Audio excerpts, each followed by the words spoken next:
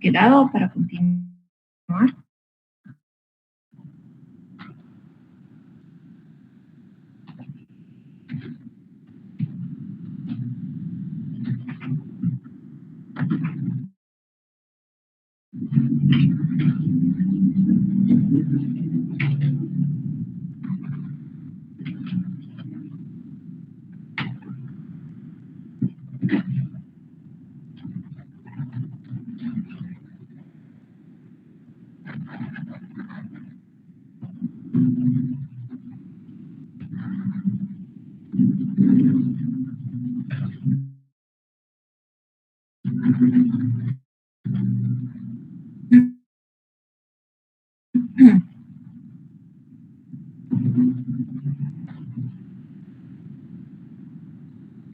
A ver, ¿dónde está Josué?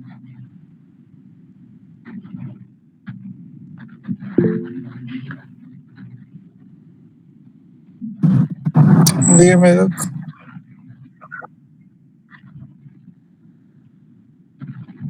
¿En qué lámina hemos quedado?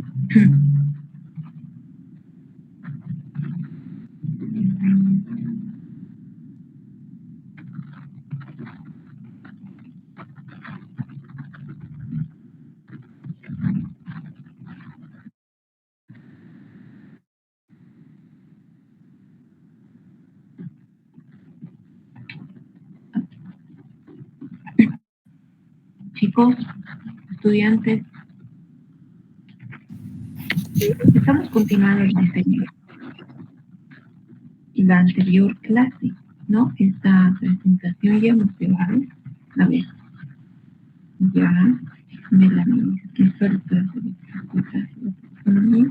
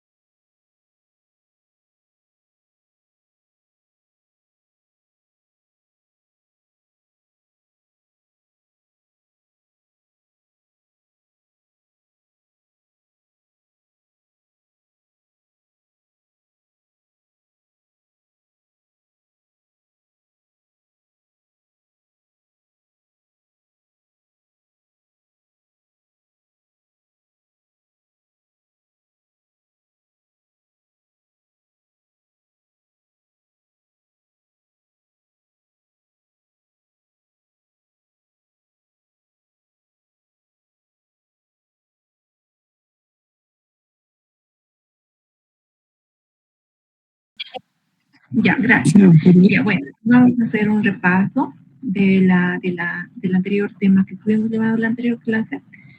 Bueno, estuvimos viendo clasificación bacteriana. En definiciones habíamos visto la clasificación, la nomenclatura, identificación, que son tres áreas separadas, pero que interrelacionadas dan lugar a la taxonomía, ¿no? Habíamos visto también la clasificación de los organismos procariotas, como las bacterias, que requiere un conocimiento obtenido por técnicas experimentales. Y además, para ello es importante determinar sus propiedades bioquímicas, como lo son las pruebas bioquímicas que requerimos para la identificación, las fisiológicas, genéticas y morfológicas. Todo estos estudios se realiza para describir y adecuarlo a un taxón. La nomenclatura consiste en dar nacionales de acuerdo a todas estas características, ¿no? Luego habíamos mencionado también que la identificación se refiere al uso práctico de un esquema de clasificación para aislar e identificar microorganismos de interés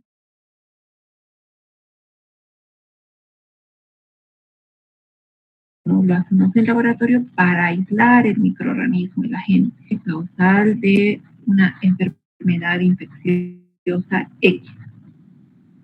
Entonces, dice, se permite la selección de un tratamiento farmacológico dirigido de modo específico para su erradicación. O sea que si vamos a ingresar a invierno, a la temporada de invierno, y entonces van a existir muchas enfermedades respiratorias, entonces vamos a tener cuadros clínicos respiratorios. Para ello hay que identificar el agente causal que esté ocasionando esos cuadros clínicos, que pueden ser bacterias o virus.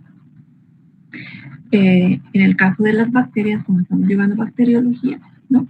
Entonces vamos a lograr aislar esa bacteria en la muestra del paciente a través de los medios de cultivo.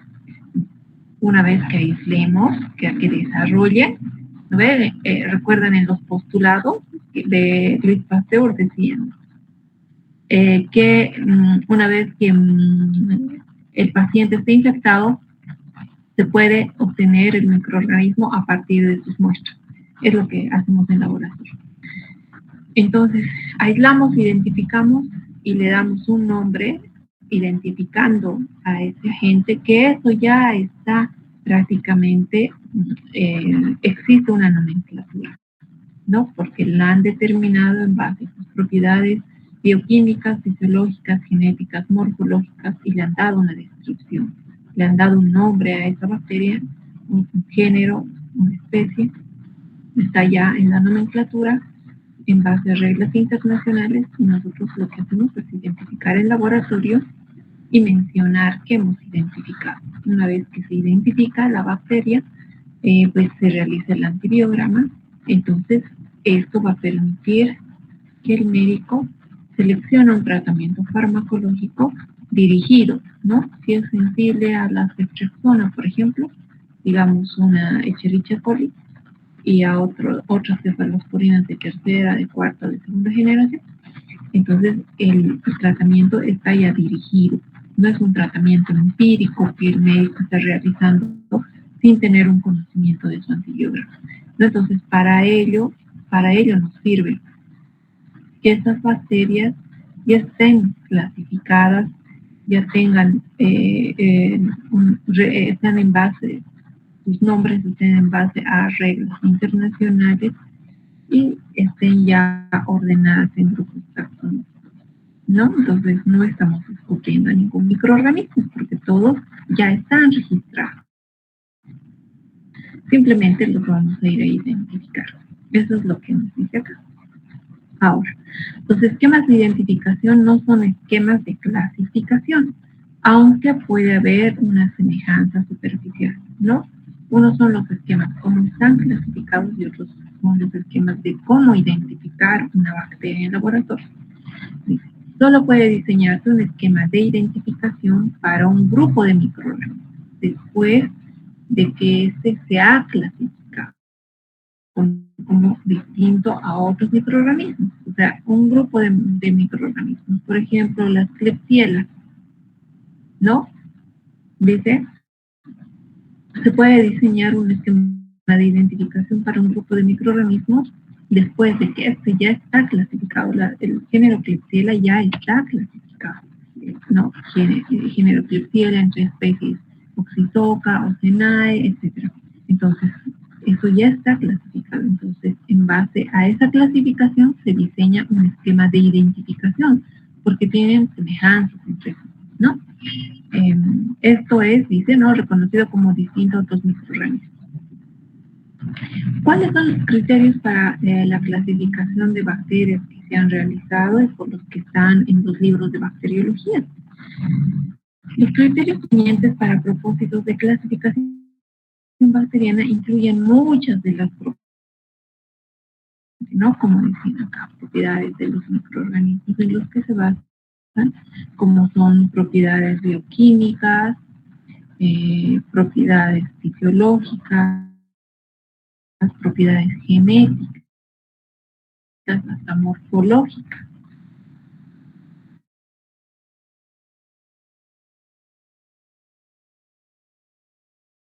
Los criterios incluyen muchas de las propiedades de estos microorganismos. Dice, se obtiene valiosa información al observar al microscopio la forma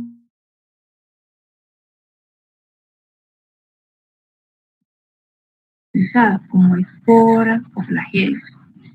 Los procedimientos de tinción de Gram pueden proporcionar una estimación confiable. Algunas bacterias producen pigmentos característicos y otras se pueden identificar celular. Entonces, un criterio para la clasificación han tomado en cuenta la morfología y la reacción Gram, ¿no? Que si bien ha sido muy útil para la clasificación, pasamos en la coloración de Gram, cómo se clasifican acá bacterias de importancia médica o comercial. No hemos dicho que los microorganismos también están en la industria farmacéutica, en la industria de alimentos, por lo tanto en la industria comercial, ¿no? Entonces ahí tenemos, por ejemplo, Gram negativas. Pueden ser bacilos, cocos, espiroquetas, pueden ser bacilos anaerobios facultativos, aerobios, como legionela, treponema pálida,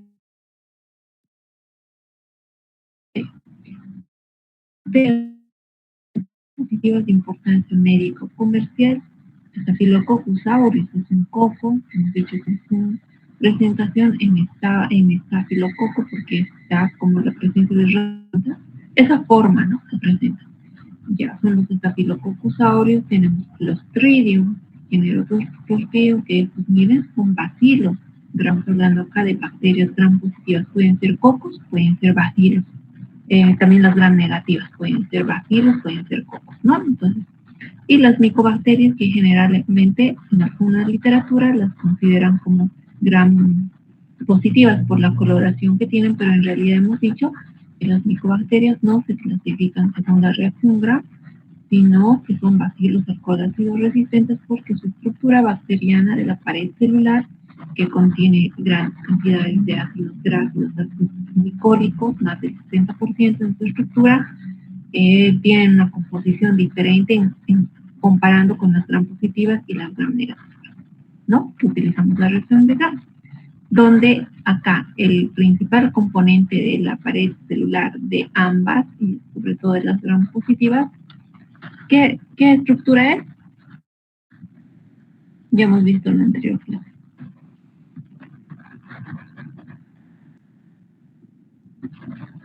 ¿Cuál es la principal estructura que es componente de la pared bacteriana que se diferencia entre las dos peptidoglucano gram negativas? Muy bien, la capa de peptidoglucano. Excelente. ¿Quién ha mencionado esto? A ver.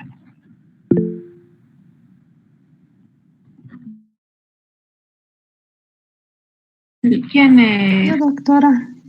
respondió? Yo.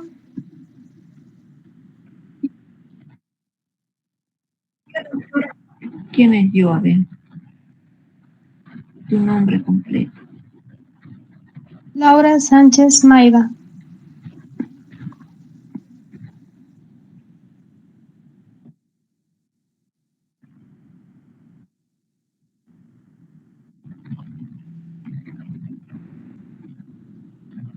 Nombre. Laura Sánchez Maida.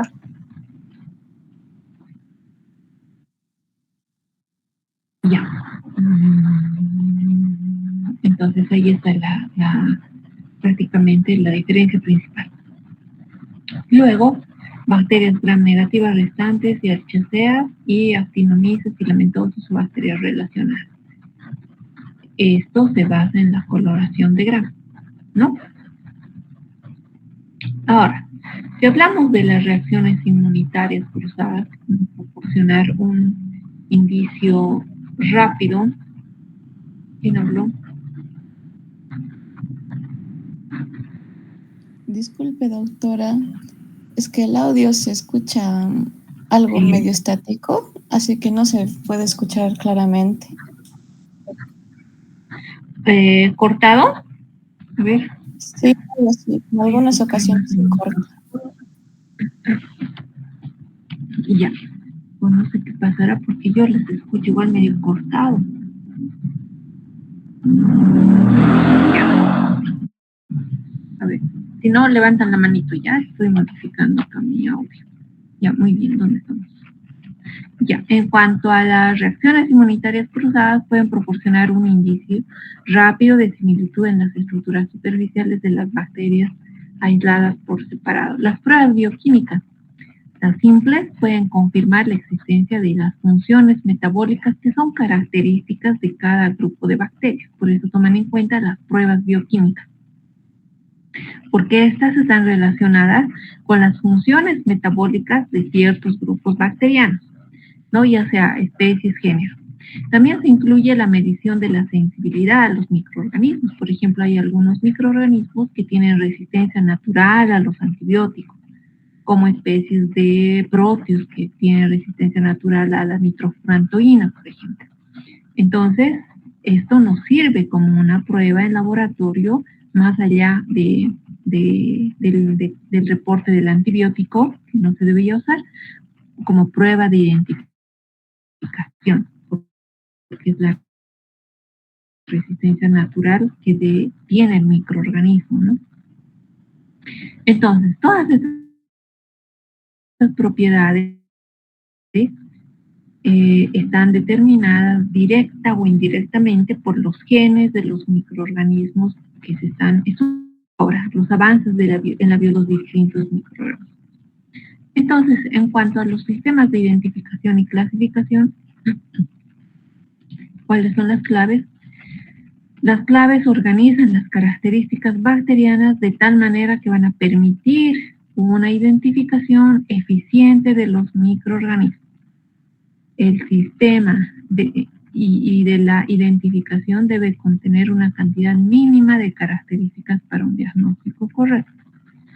Ahí, por ejemplo, los grupos se van a separar en subgrupos menores con base en ya sea que tengan presencia positivo o ausencia negativo de una característica diagnóstica.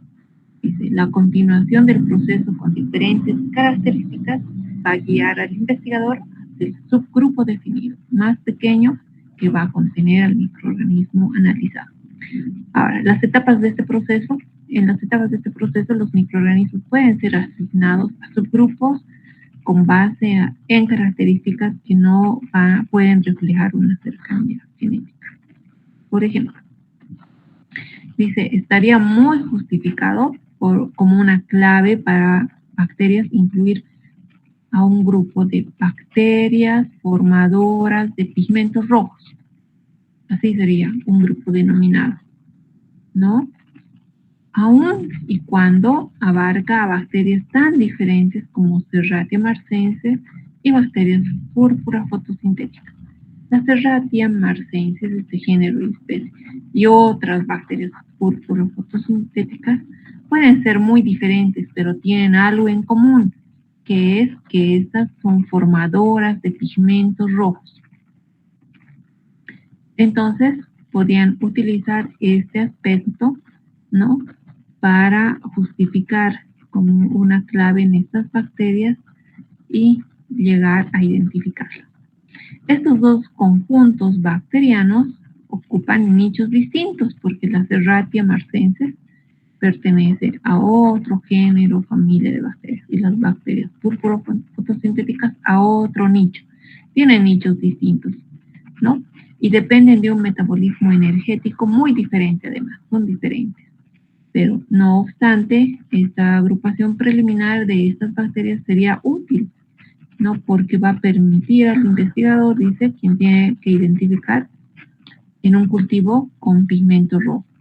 De esta manera va a limitar la búsqueda a pocos tipos. O sea, quiere decir que estamos haciendo una comparación de estos dos grupos de bacterias, género-especie, Serratia marcensis y otras bacterias púrpuro-fotosintéticas, que son diferentes entre sí. Tienen un metabolismo diferente, tienen un origen diferente, ¿no? Y tienen características diferentes, pero tienen algo en común, que ambas son formadoras de pigmentos rojos en el cultivo. Entonces, cuando estemos en laboratorio y vayamos a visualizar o identificar estos pigmentos rojos que pocas bacterias forman, ¿no? Entonces, nos tiene que venir a la mente, hay una clasificación de bacterias formadoras de pigmentos rojos. ¿Cuáles son? Serratia marcensis y bacterias púrpura fotosintéticas. Entonces, nuestra búsqueda ya se limita a pocos tipos de bacterias, ¿no? Entonces, de esa manera es clave poder, de esta manera, llegar a identificar unas bacterias. A eso se refiere con este ejemplo, ¿no? También una clasificación de algunos aspectos relevantes, como las que forman pigmentos rojos. Hay otras también que forman colores en diferentes agaves. También hace énfasis en esto. Ya. En cuanto a la taxonomía, hablamos de la taxonomía numérica, llamada también taxonomía computarizada o taxonomía fenética o taxometría. Los esquemas de clasificación numérica se emplean en números grandes, esta clasificación, ¿no? De 100 o más. Entonces acá ya les estamos clasificando con una numeración a las bacterias. Y en números grandes, porque son gran cantidad de géneros y especies que tenemos, identificados en el mundo, que ya tienen sus nombres y están constituidos a nivel internacional. Entonces, estos datos proporcionan una base para la construcción de una matriz de frecuencia para identificar las cepas desconocidas.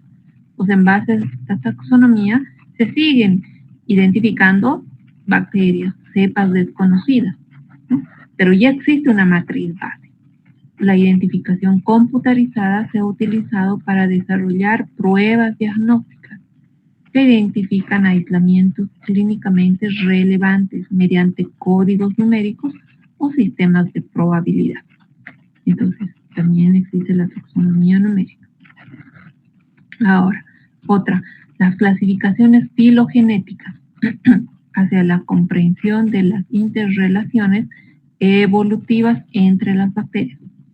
Filogenético hace referencia a su evolución, ¿no? Entonces, las clasificaciones filogenéticas de estas bacterias son medidas de la divergencia genética de sus distintos filos, o sea, sus divisiones biológicas, sus ancestros. El vínculo filogenético cercano de dos microorganismos significa que comparten un ancestro reciente, ¿no? Y los registros de fósiles, que las inferencias sean fáciles de hacer para la mayor parte de los representantes de los vegetales y animales. No existe, dice, este tipo de registro para las bacterias, ¿no?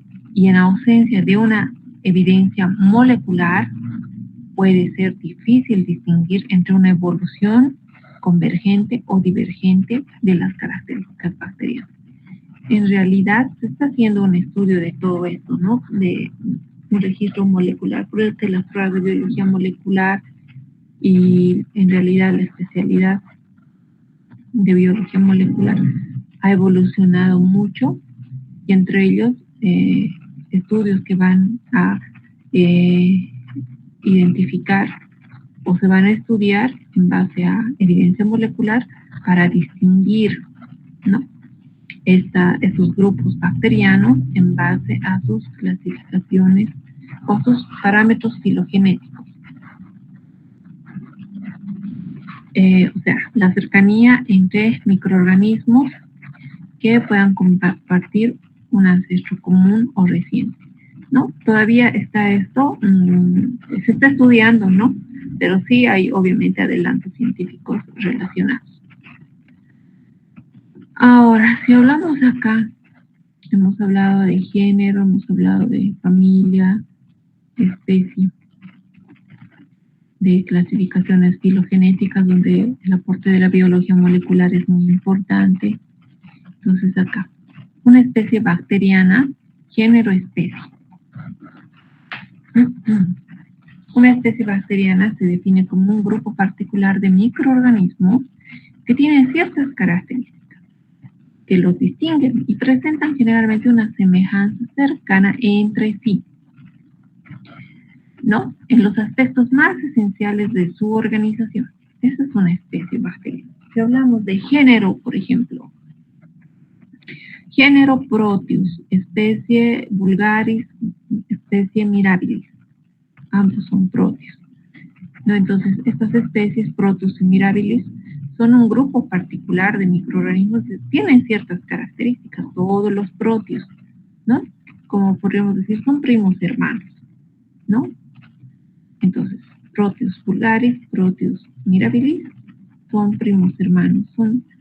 ¿Por qué tienen características similares, particulares, y tienen una semejanza muy cercana entre sí en sus aspectos más esenciales de organización? ¿Ya? Entonces, las especies son súper cercanas.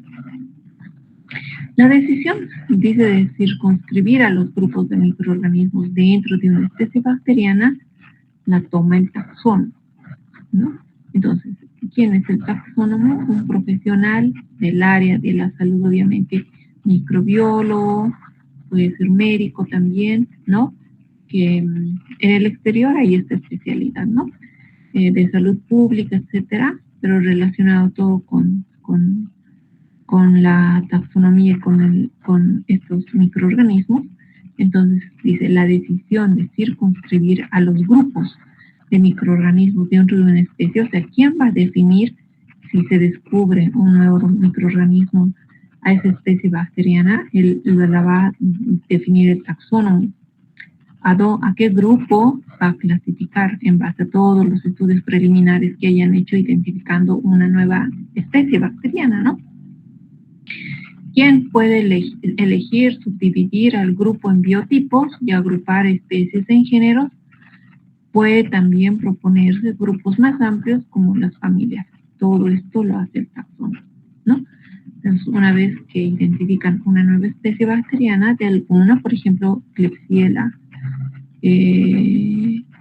por ejemplo, antes había Enterobacter aerogenes, hoy en día Enterobacter, género, aerogenes, especie.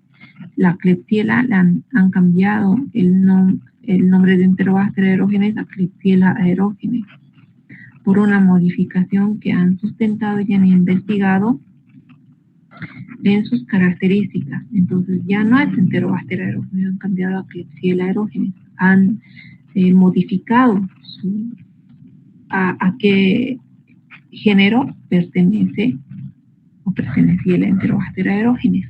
Entonces, esa decisión la toma el taxónomo y además puede elegir subdividir al grupo en otros biotipos y también puede agrupar especies en otros géneros o también puede ampliar muchos más grupos como las familias, porque ellos estudian todo esto, ¿no? Obviamente en base a todos los estudios de investigación que se hagan y se validen para hacer estos cambios.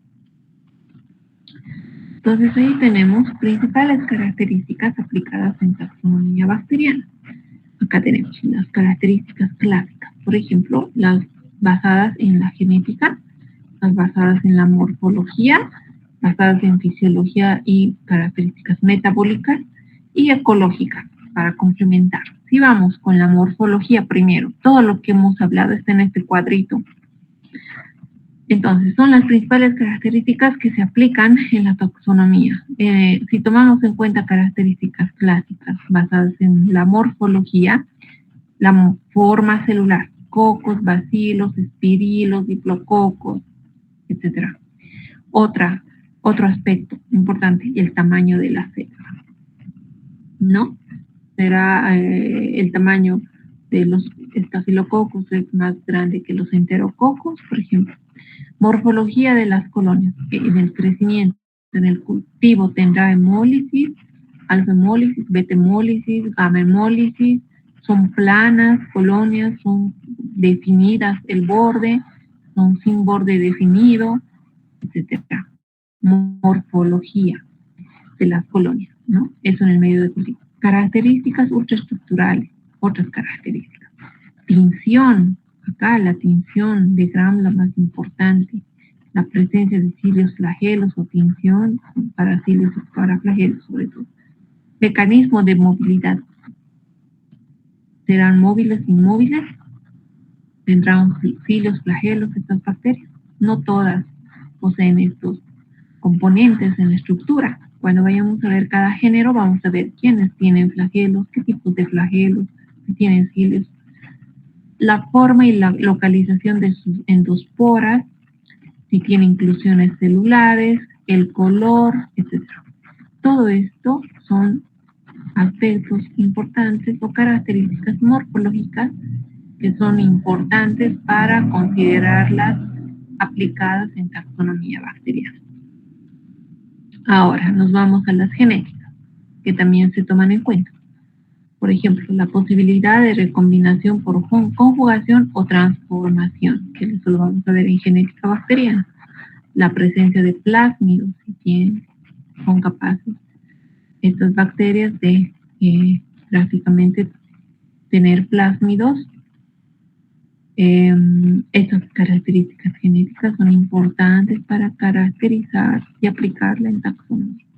Otras, fisiológicas y metabólicas características. Por ejemplo, sus fuentes de carbono y nitrógeno, componentes de su pared celular. Aquí ya se diferencian desde ya y se complementan con la tinción, la diferente composición de las paredes celulares de las gram positivas y las gram negativas, ¿no?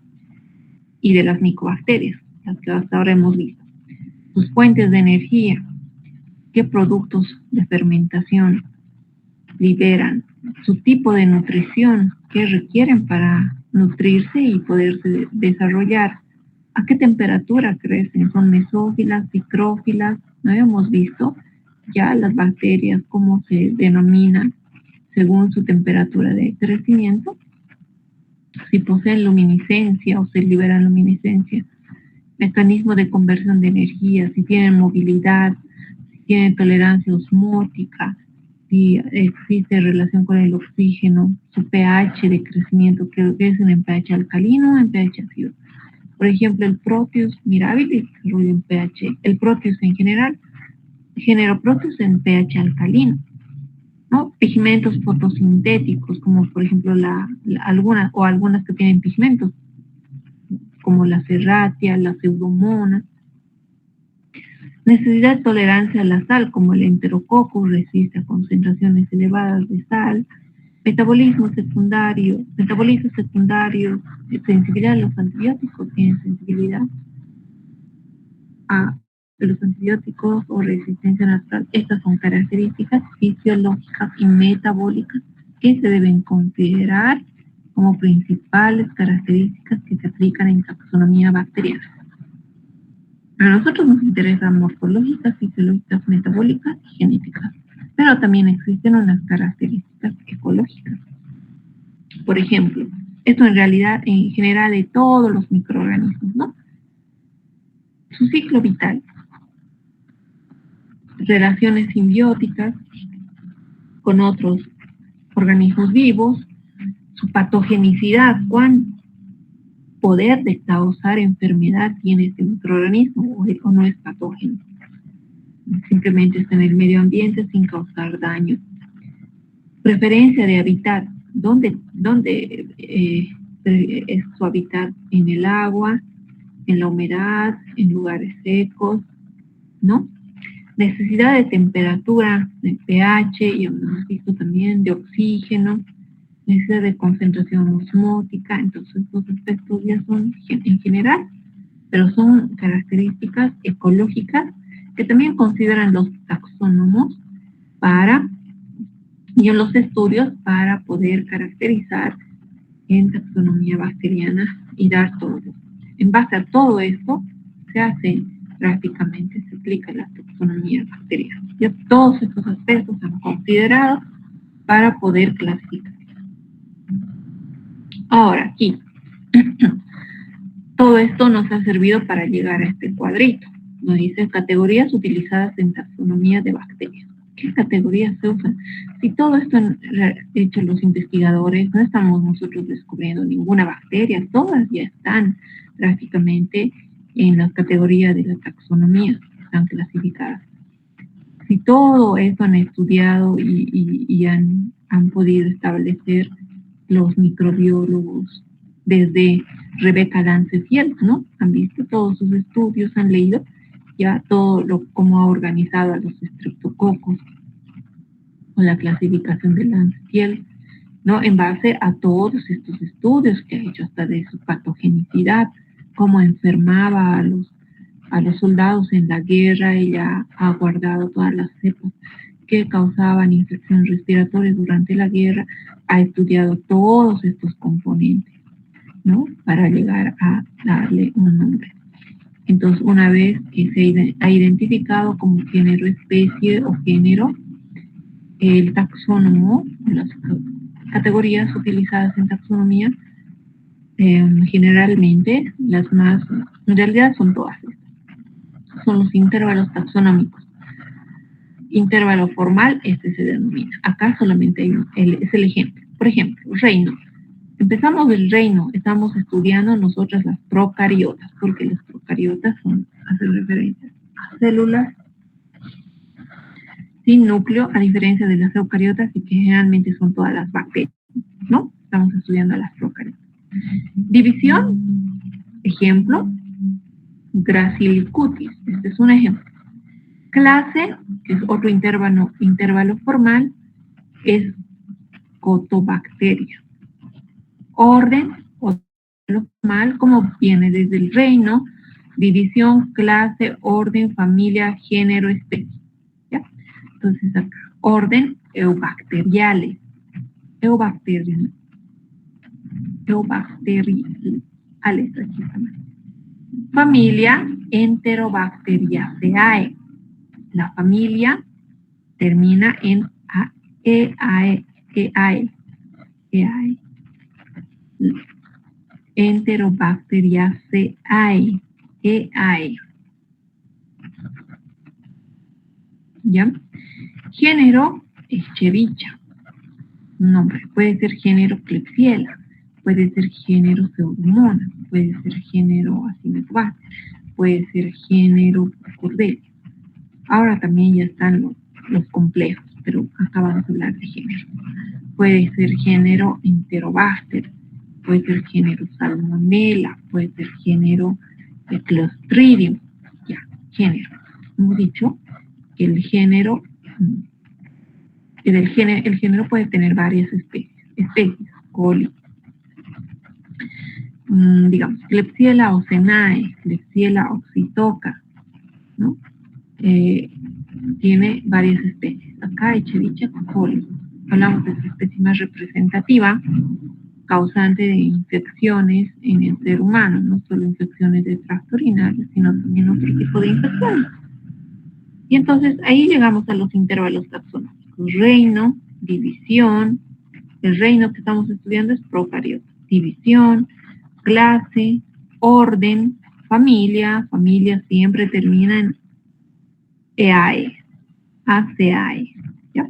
Género, y del género muchas especies. Que hemos dicho, las especies también son como primos hermanos, ¿no? Porque tienen características similares. Y ahí tenemos otro ejemplo, donde está la estructura jerárquica en taxonomía. Por ejemplo, acá. Acá empezamos. Reino, división, clase, orden. Acá, por ejemplo, clase, orden, familia, género, especie. Estamos hablando acá de un dominio, acá. Dominio, bacteria. Filum o reino, proteobacteria. Clase, ¿no? Acá tenemos proteobacteria. Orden, enterobacteriales. Familia, Enterobacteriaceae, ¿no? Orden, familia. Acá podemos hacer. Dominio, bacteria. Filum o reino. El filum es el reino. O filum, acá. Proteobacteria. ¿No? Tenemos clase, proteobacteria. Orden, enterobacterial. ¿No? Familia, Enterobacteriaceae. Enterobacteriaceae. Familia termina en EAE. Género, en este caso estamos viendo de género Shigella. Pero vean las enterobacterias. Acá. La familia Enterobacteriaceae, ¿cuántos géneros tiene?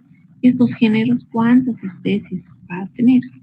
¿No? Entonces, la familia Enterobacteriaceae es como los abuelos, que tienen los hijos, que son los géneros, y los nietos, que son las especies.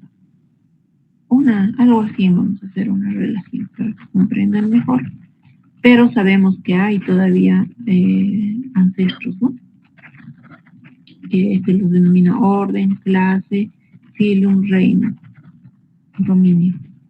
Ya, entonces acá estamos en familia, Enterobacteriaceae. La familia termina, no es esta la única familia, hay otras familias. Estamos hablando de la familia Enterobacteriaceae. Ya existen otras familias también, pero esta es una de las más importantes en causantes de infecciones en humanos. Por eso es que la ponemos acá como ejemplo. Esta Enterobacteriaceae familia tiene varios géneros. Entre los géneros más importantes, Enterobacter. Y este Enterobacter va a tener muchas especies que acá no han puesto, acá solamente han desarrollado las especies de Shigella. Acá Enterobacter puede ser Enterobacter cloacae, Enterobacter o entre otros aerógenes era uno, lo han cambiado a Klebsiella, les dije en la taxonomía, ya. Escherichia, la más representante, coli. Enterobacter, otro género, Klebsiella, Ocenae, Oxytoca, Pneumoniae, también es otro género, otra especie del género Klebsiella. Otro género de la familia Enterobacteriaceae, tenemos a Proteus. Están ahí Proteus mirabilis, Proteus vulgaris, entre los más representativos. Continuamos con la familia Enterobacteriaceae. Otro género, Salmonella, Salmonella typhi, Salmonella paratyphi, entre otras de sus especies. Continuamos con Enterobacteriaceae. Serratia, la más representativa es Serratia marcensis, la que tiene pigmento de color rojo. Otro género de la familia Enterobacteriaceae de importancia clínica, Shigella. Género Shigella. Acá, este género Shigella tiene diferentes especies. Shigella bodi, Shigella dysenteriae, Shigella flexneri, Shigella sonei. Vean, solamente está desarrollada sus especies de esta Shigella. Las demás también tienen especies. ¿Ya? Y luego Yersinia pestis, Yersinia coli, entre otros. Entonces acá podemos visualizar con un solo ejemplo que hemos llegado hasta cuántas especies de Shigella bodi, Shigella dysenteriae, Shigella flexneri, Shigella sonei, especies del género Shigella que pertenece a la familia Enterobacteriaceae, ¿no? A la orden Enterobacteriales, al filum, clase, de proteobacteria, el reino dominio bacteria o procariota. ¿Ya? Entonces, esta es igual.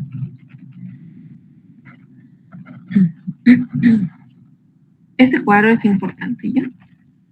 Acá vemos como, les dije solamente un ejemplo, ¿no? Si vamos, por ejemplo, acá, a otra familia que no sea Enterobacteriaceae, que puede ser familias pseudomonales, por ejemplo, o familia Legionelae, o familia Pasteuricales, por ejemplo, igual vamos a tener otros géneros y otras especies, ¿ya?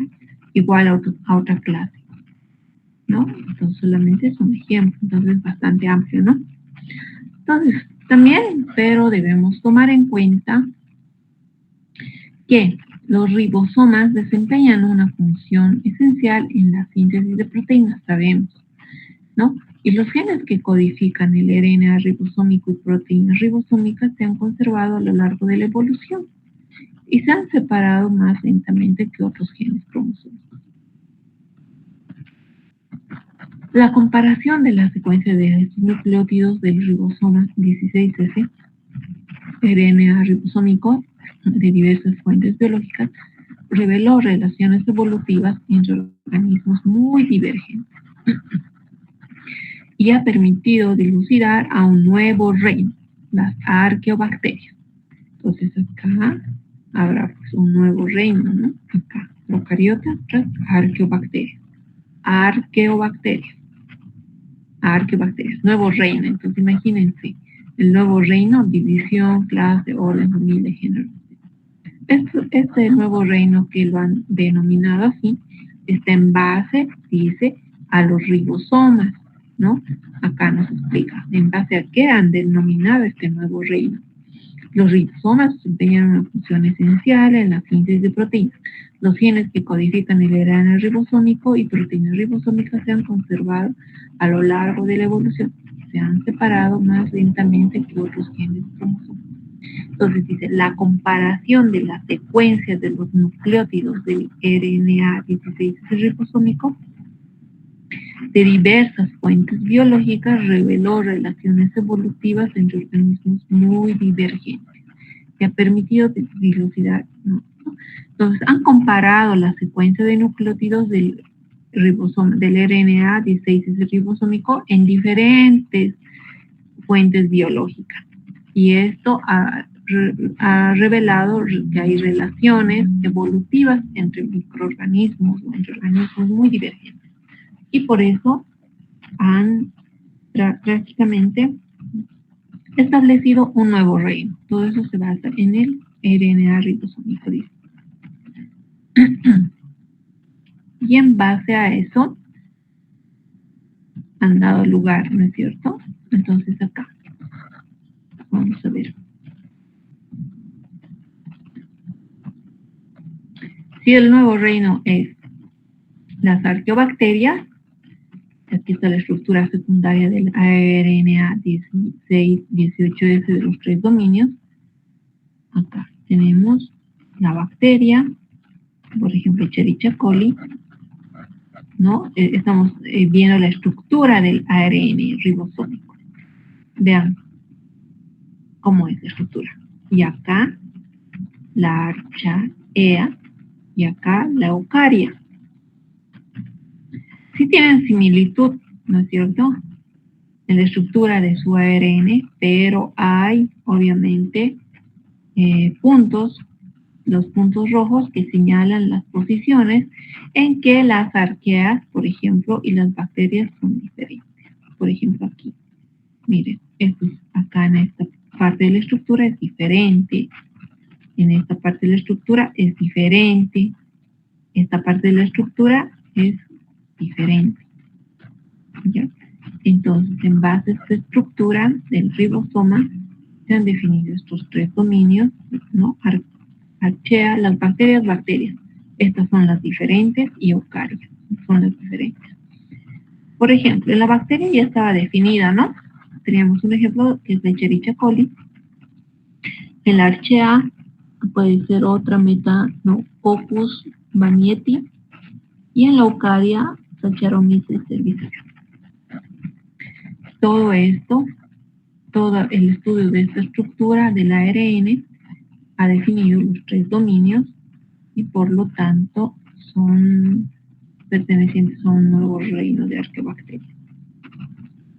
Entonces, todo está basado en la estructura. Esto gracias a la estructura y el estudio de su ARN, ¿no? Entonces dice, descripción de las bacterias, de las principales categorías y grupos de las bacterias. Ya hemos dicho, hay 2 grupos distintos de microorganismos procariotas que serían las eubacterias o arqueobacterias. Las eubacterias comprenden las bacterias más comunes, es decir, aquellas con las cuales la mayoría de las personas está familiarizada. Las arqueobacterias no producen peptidoglicano, lo que constituye una diferencia importante entre ellas y entre las eubacterias clásicas, ¿no? Entonces, también difieren de las eubacterias por habitar en ambientes extremos de temperatura, de pH, etc. Y efectuar reacciones metabólicas poco comunes como la formación de metano en algunas arqueobacterias. Bien.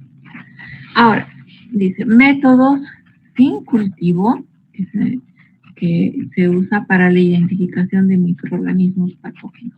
Por ejemplo, las estimaciones sobre un nuevo número de taxas microbianas que no se han cultivado, dice, son imprecisas. Pero datos recientes sugieren fuertemente que exceden con mucho a los microorganismos cultivados.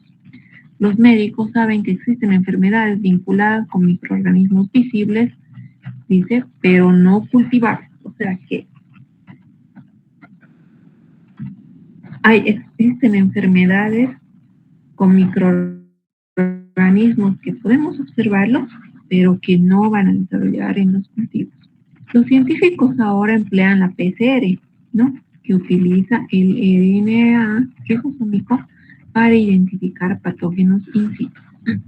Estas técnicas moleculares ya nos permiten identificar el material genético y de esa manera lograr identificar microorganismos que no pueden ser cultivables en los medios convencionales. La primera fase de este método implica la extracción del DNA de una muestra adecuada, ¿no? El uso de técnicas moleculares estándar para obtener una biblioteca de la clona, la recuperación de la información de las secuencias del DNA y el análisis comparativo de las secuencias obtenidas. Esto genera información sobre la identidad o homología de las secuencias en comparación con la base de datos disponible. En segunda fase, la prueba de que las secuencias provienen de las células en el espécimen original se obtienen por hibridación in situ mediante el uso de sondas específicas para las secuencias. Este método se ha utilizado en la identificación de microorganismos patógenos. Bien. Todo lo que ahora tenemos con la biología molecular para lograr identificar microorganismos sin necesidad de cultivarlos, ¿no? Entonces, tenemos aquí vamos a poner otros ejemplos.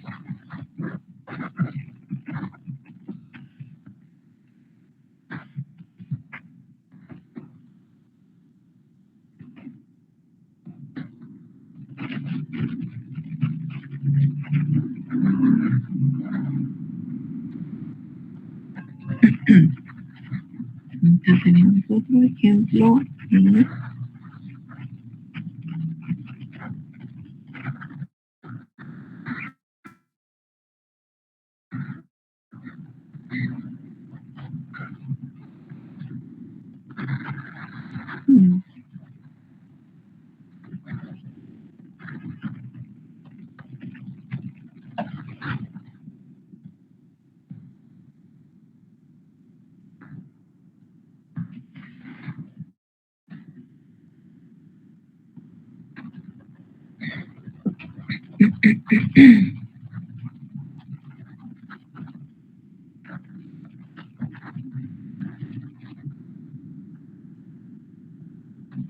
Esto es lo que hemos visto.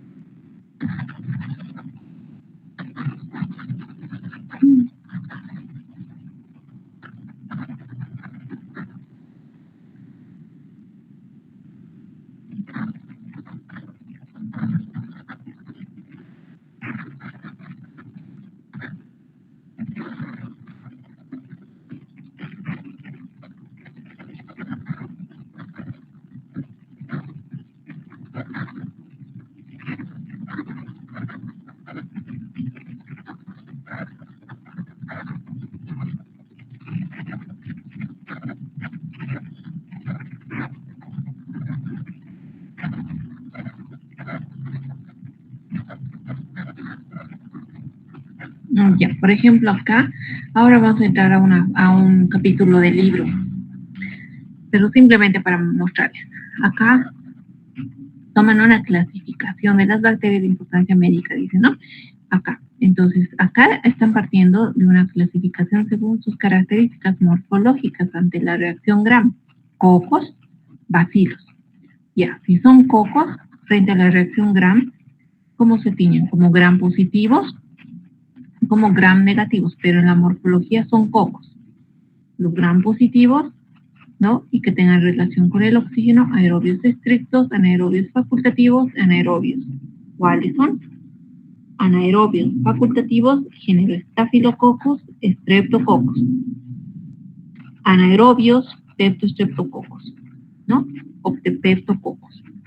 Sí, si son cocos en la morfología y en la coloración Gram son Gram negativos y con su relación con el oxígeno son aerobios, vamos a Neisseria. Y nos vamos a bacilos. La morfología de bastoncitos. Frente a la coloración Gram positivos y la relación con el oxígeno, aerobios, presencia de esporas, con esporas, bacilos, sin esporas, Corynebacteria, Listeria. Si son bacilos, Gram positivos, anaerobios, presencia de esporas, con esporas, Clostridium, ¿no? Si son Gram negativos y acá, sin esporas, Propionobacterium. Gram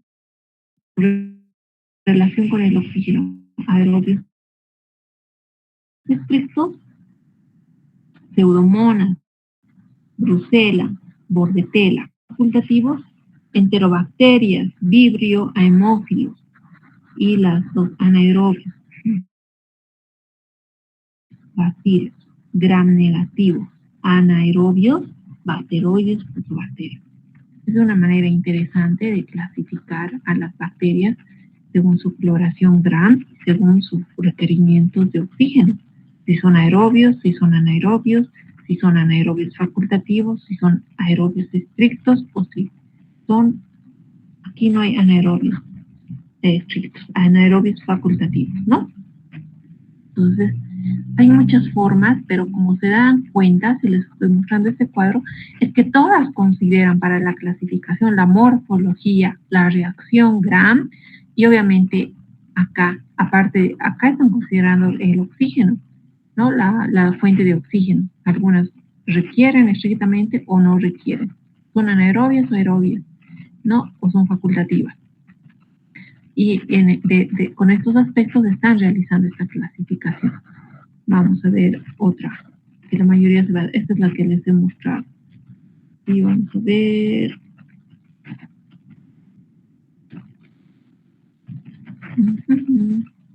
Espera.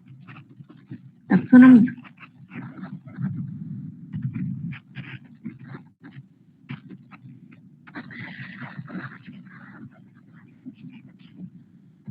Acá, ¿no? Como ya hemos hablado de clasificación. Hemos dicho que no es lo mismo clasificación que taxonomía, que son similares y se complementan, sí. Taxonomía microbiana. Taxonomía se define como la ciencia de la clasificación biológica, partes de la taxonomía. A ver, acá está la taxonomía. Sus partes son la clasificación, la nomenclatura y la identificación. La clasificación, ¿qué es la clasificación? La organización, ¿no? Y eso vamos a ver todavía.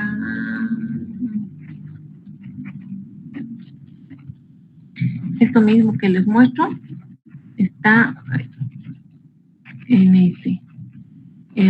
la presentación, ¿no? Las partes de la taxonomía: clasificación, nomenclatura e identificación. En realidad esas tres partes hacen la taxonomía: clasificación, nomenclatura e identificación. Clasificación es la organización de los organismos en grupos o taxones, ¿no? En función de sus semejanzas o de su parentesco evolutivo. Nomenclatura es la rama de la taxonomía que se ocupa de asignar nombres o grupos taxonómicos de conformidad con normas publicadas internacionales. Y la identificación constituye en un lado práctico de la taxonomía y un proceso de determinar que un aislamiento en particular pertenece a un taxón según sus algunos aspectos, como pruebas de identificación en laboratorio. Ahora acá vamos a ver taxonomía bacteriana. A ver, un momentito. Vamos aquí. Nomenclatura, quiero poner taxonomía.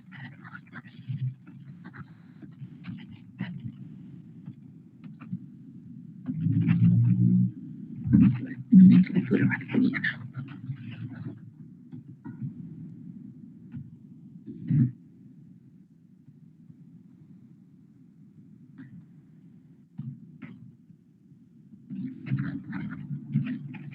Y aquí tenemos. Ahora vamos a consultar nuestra literatura en libro, pero estamos haciendo una búsqueda rápida para que también entiendan. La nomenclatura bacteriana es el sistema de nombres científicos que se utiliza para identificar a las bacterias. Como ya sabemos, esto se rige por el Código Internacional de Nomenclatura de Bacterias, ¿no? Entonces, la nomenclatura ya son los nombres científicos que se han dado para identificar a una bacteria. ¿Y saben de dónde salían estos nombres científicos? De los científicos que los han descubierto y han hecho registrar el nombre en este Código Internacional de Nomenclatura Bacteriana que data desde hace muchos años, ¿no? Por ejemplo, como les decía, Mycobacterium tuberculosis está registrada, la micobacteria que causa tuberculosis, ¿no? Pero Bacilo de Koch no es un nombre, no es género y especie, no es en la taxonomía, sino es un nombre al bacilo. Bacilo de Koch le dio Robert Koch porque fue el que descubrió, pero la bacteria en realidad se llama Mycobacterium tuberculosis, y así lo nombraron porque es una micobacteria causante de tuberculosis. Por ejemplo, estamos poniendo un nombre, ¿no?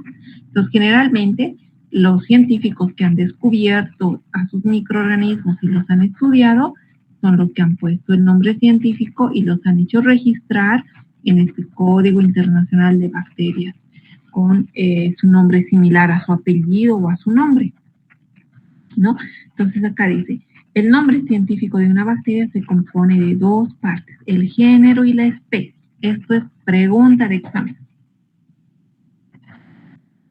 Lo que cada día les repito en clase, ¿para qué estudiamos microbiología? Para identificar una bacteria y darle al médico el nombre. Este paciente está infectado con esta bacteria y acá está su nombre, su apellido y su antibiograma para ver qué tratamiento le va a realizar el médico con el paciente. Va a instaurar, ¿no? ¿Cuál es el nombre y el apellido? El género y la especie.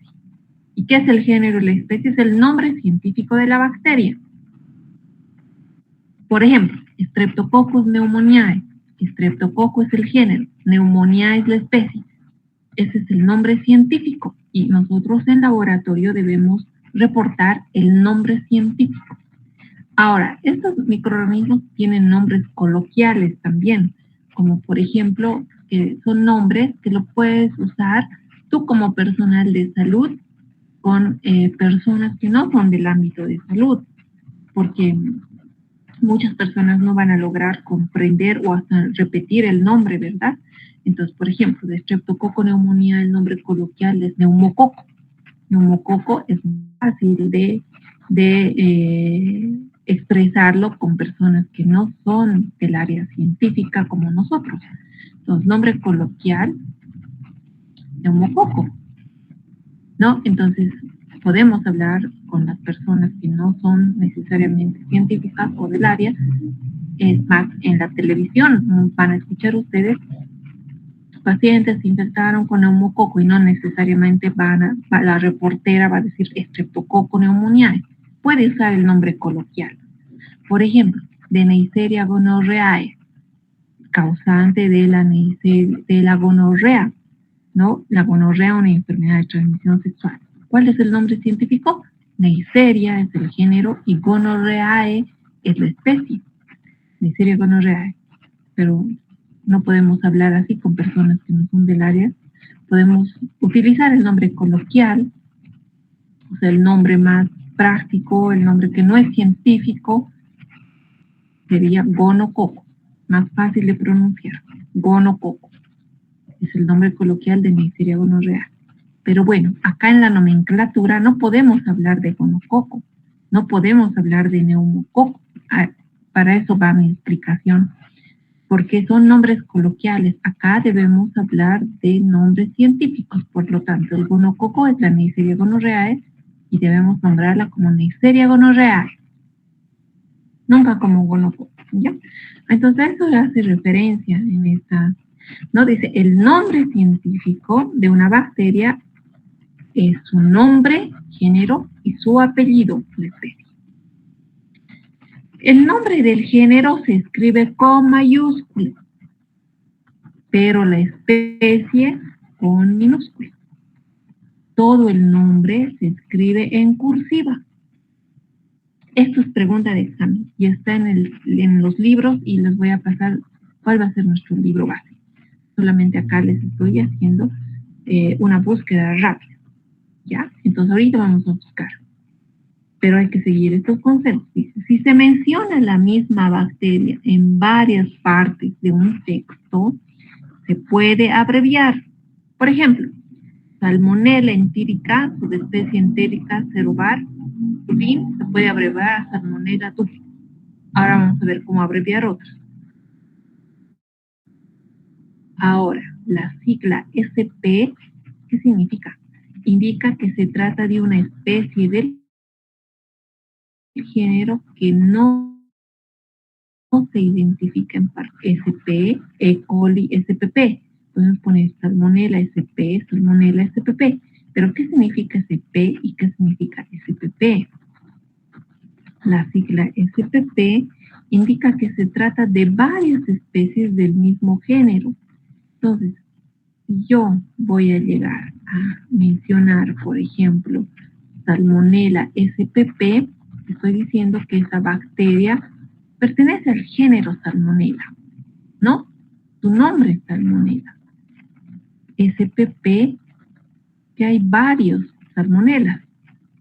SPP, que se trata de varias especies, pero no sé cuál de ellas, ¿no? Es como decir en una familia, como les dije, son el género, pueden ser los hijos y las especies, los nietos, por ejemplo, ¿no? Género. Y vamos a ver qué familia.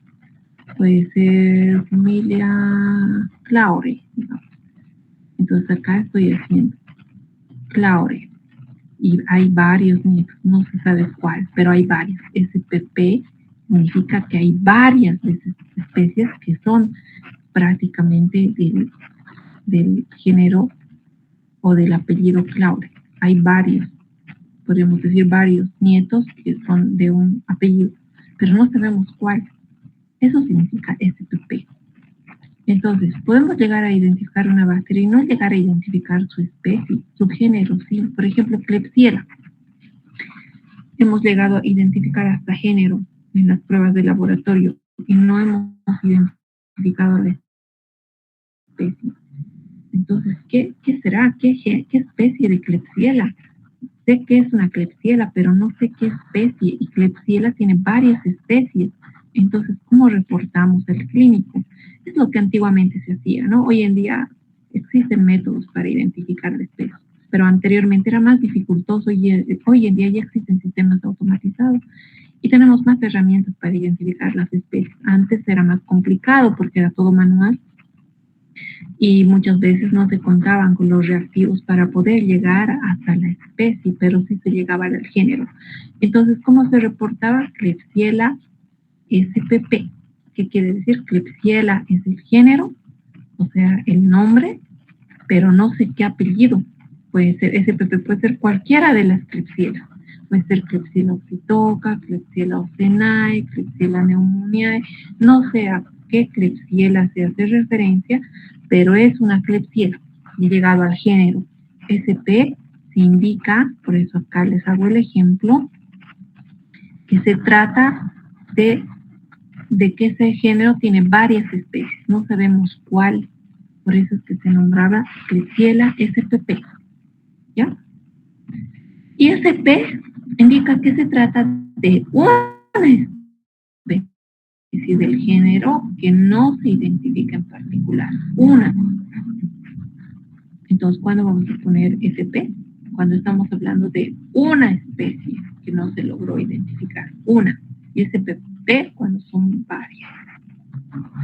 Ahora, publicación del código. El Código Internacional de Nomenclatura de Bacterias es publicado por el Comité Internacional de Sistemática de las Procariotas. Importante. La nomenclatura bacteriana permite identificar y clasificar y nombrar a los microorganismos. ¿Ya? Entonces, ¿cómo escribir los nombres científicos de las bacterias? Vamos a poner acá.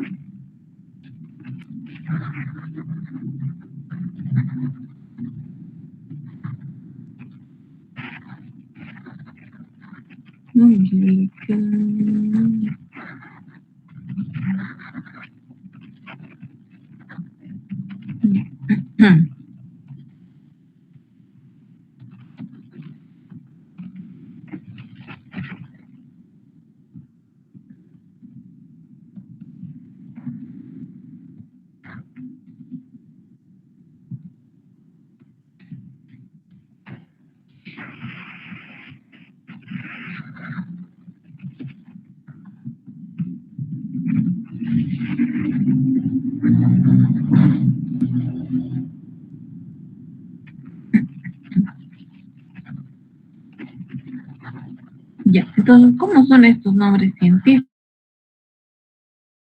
Por ejemplo, primero nos dijo anteriormente que el nombre, o sea, el género, va con mayúscula y la especie con minúscula y se debe escribir en cursiva.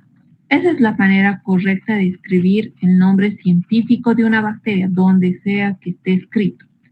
Y es así, vean acá. Algunos nombres científicos de bacterias. Staphylococcus aureus, mayúscula, minúscula, cursiva. Streptococcus pneumoniae, mayúscula, minúscula, cursiva. Vean acá que Staphylococcus aureus es también denominado estafilococo dorado. Estafilococo dorado. Ese es su nombre coloquial. Streptococcus pneumoniae, neumococo. Ese es su nombre coloquial. ¿Ya? Entonces, estos son nombres científicos. Nosotros en laboratorio debemos hablar con nombres científicos y reportar nuestros informes con nombres científicos. No podemos reportar con nombres coloquiales. Coloquiales es para la población en general. Escherichia coli, mayúscula, minúscula, género mayúscula, especie minúscula. Klebsiella pneumoniae, género mayúscula, especie minúscula. Salmonella spp, ¿a qué hace referencia? Que esta es un género, Salmonella, y puede tener varias especies. No sabemos a qué especie hace referencia este nombre. Si pone así, quiere decir que el autor acá nos está diciendo que nos puede estar hablando de cualquier salmonela, de CIF, de TIFI, para TIFI, les ha mencionado a todas, porque SPP significa todas las especies. Helicobacter pylori, Helicobacter mayúscula, pylori minúscula. Acinetobacter mayúscula, acá le falta SP o SPP, pseudomonas aeruginosas, mayúscula, minúscula, moraxella catarralis, mayúscula, minúscula, Neisseria gonorrhoeae, mayúscula, minúscula. El nombre coloquial de Neisseria gonorrhoeae es gonococo. Y el nombre científico, Neisseria gonorrhoeae, ¿no? Entonces, y otra, acá, todas se escriben género mayúscula, especie minúscula. Eso no pueden equivocarse en el examen con ninguna de las bacterias. Es como nombrar el nombre de ustedes. Digamos, Magalí Espinosa, Magalí con mayúscula, Espinosa tendría que ser con minúscula, mi nombre, pero eso es si fuera yo una bacteria. En realidad, esa es la nomenclatura para las bacterias, nombre científico. Ya, Clostridium, Listeria, ya está. Entonces, esto es importante.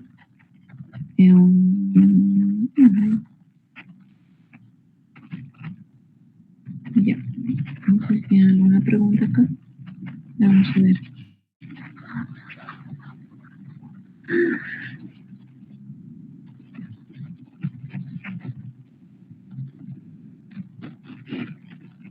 Ya, y aquí hay más ejemplos y como ven, prácticamente todas están escritas con mayúscula y SPP, que abarca todas las especies, hemos dicho. Miren, Staphylococcus aureus, Clostridium botulinum, Clostridium la abreviación también se decía, ¿no? Cuando vamos a mencionar muchas veces en un texto al microorganismo, lo podemos abreviar, como por ejemplo acá, Clostridium botulinum, acá Clostridium perfringens, podemos poner C perfringens. Escherichia coli, podemos poner E. coli, ¿no? Abreviar el género y solamente poner la especie, ¿ya? Enterococcus fecalis, E. fecalis. Acá ya lo han abreviado, Enterococcus faecium, que es otra especie de Enterococcus, E. faecium. O sea, ¿qué se abrevia? El género. Solamente se pone mayúscula, ¿eh? ¿Y qué se escribe completo? La especie. Esa es una manera de abreviar, no poner Enterococcus faecium, ¿ya? En cuanto a las abreviaciones. Luego, a ver, ¿qué más podemos ver por acá? Estos son algunos documentos que están en la web que nos sirven para repasar lo que estamos viendo. Acá, por ejemplo, vean, la OMS, ¿qué dijo la Organización Mundial de la Salud? Organización Panamericana de la Salud. ¿Qué dicen? Vamos a ver si han escrito bien las bacterias. Ellos no tendrían que equivocarse, ¿no? En la nomenclatura científica. Patógenos multiresistentes que son prioritarios para la OMS, nos dice. Vean cómo escriben, bien o mal. Helicobacter pylori, mayúscula, minúscula, cursiva. Es un documento científico, no pueden equivocarse.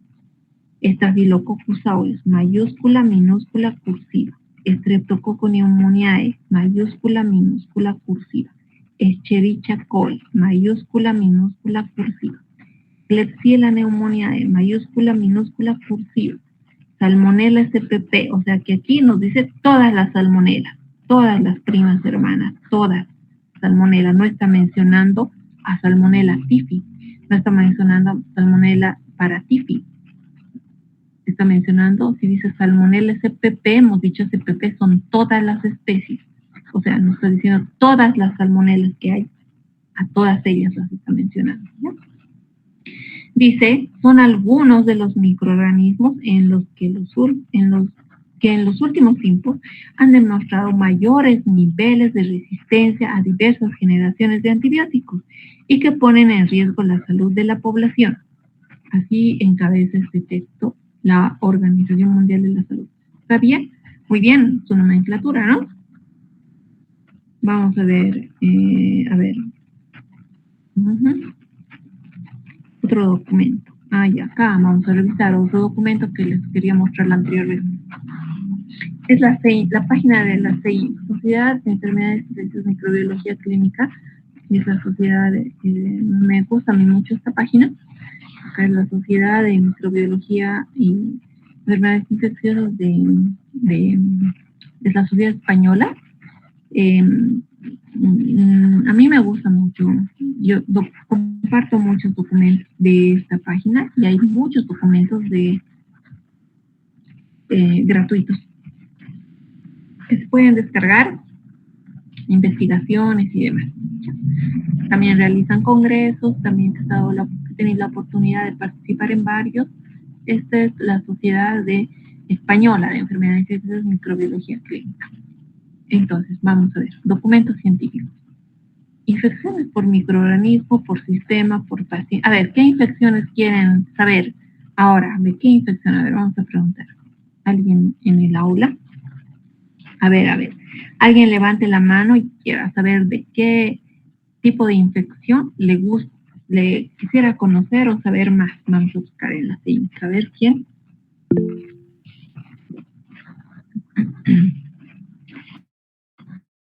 Midori, Diamante, Padilla, muy bien. Adelante, Diamante. ¿Tendría curiosidad sobre las infecciones urinarias?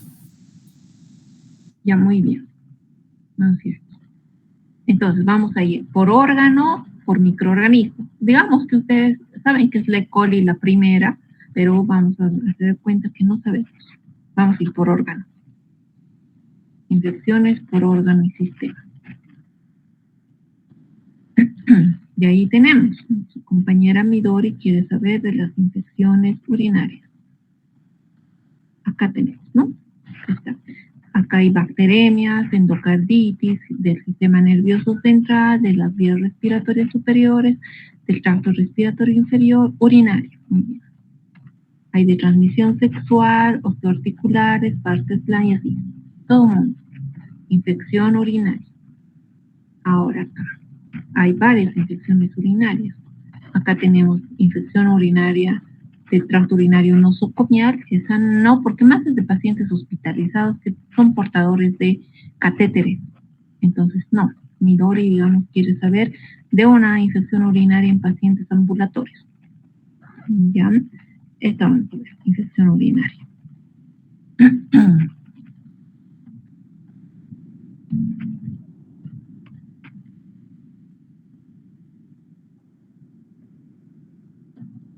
Ok, tenemos protocolos de la infección urinaria.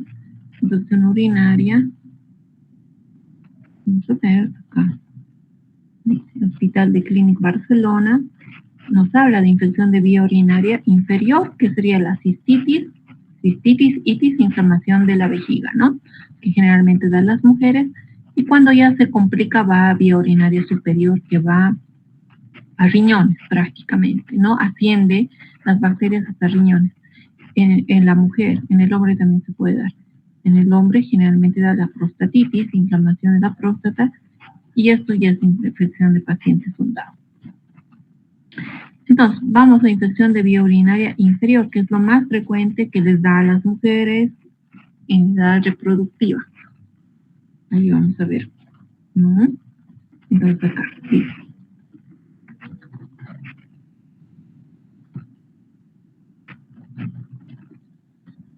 Nos habla primero de bacteriuria, nos habla qué es bacteriuria en la embarazada, en un paciente normal, en un paciente con sonda, en un paciente anciano. Ya, algunos términos primero nos da, ¿no? Vamos a ver. Nos da tratamiento, duración de la terapia, cistitis, ¿qué es la cistitis? Acá estamos en vías urinarias bajas. Se caracteriza por la presencia de disuria. ¿Qué es disuria? Dolor al orinar. ¿Qué es polaquiuria? Orina frecuentemente. ¿Qué es micción urgente? Síndrome miccional, que quiere ir a cada rato al baño de manera urgente, acompañadas a menudo dolor suprapúbico, orina maloliente y en ocasiones hematuria, o sea, orina con sangre. Esas son las características o los signos, síntomas de la cistitis, ¿no? Entonces, en la mujer, dice, y en el anciano es relativamente frecuente la incontinencia urinaria, también no pueden contener la orina. Además, puede presentar fiebre, dolor en la espalda baja, lumbar se dice, puño percusión positiva. ¿Qué es la puño percusión? Que cuando una persona te toca en la espalda baja de la la espalda, cerca del riñón, a la altura del riñón, ¿no? Te hacen unos toques, generalmente los médicos, y te duele, eso es una puniopercusión positiva, que ya indica una afección del riñón, porque son golpes a la altura del riñón. Y eso ya sería una infección de vías urinarias bajas a subir a una infección de vías urinarias altas a afectar el riñón, una pielonefritis. Ya, acá nos habla de todo, eso ustedes pueden leerlo con más tiempo, cistitis, uretritis, vaginitis, todo eso. Vamos a ir a la etiología. Vean acá, me van a decir, acá estamos en documentos científicos. Etiología, o sea, quiere decir la causa, el origen, ¿no? Que hace que este paciente tenga cistitis. Dice, la infección es monomicrobiana, o sea, que en el cultivo, en el urocultivo, solo va a desarrollar un microorganismo monomicrobiano. En más del 95% de los casos, la cistitis no complicada en la comunidad está causada en aproximadamente el 90% de los casos por E. coli. Acá ya le he abreviado porque seguramente en parte anterior de este texto ya han escrito Escherichia coli, nombre completo, y ya posteriormente podemos abreviarla y que se abrevia el género con mayúscula y la coli especie sigue con minúscula, ¿no? Entonces me dice, a ver, Marcelo, ¿está correctamente escrito el nombre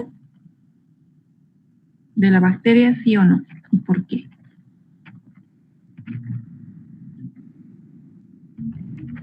Marcelo. Es que Escherichia coli, perdón doctora, no estaba muy atento ahora. Sí, por eso no me gusta pasar virtual, porque no están muy atentos, deberían estar atentos, pegados a su pantalla. Bonito es microbiología, muchachos, es bien interesante. A ver, Marcelo, ¿está correctamente escrito el nombre de la bacteria? Sí, no, ¿por qué? Ahí donde.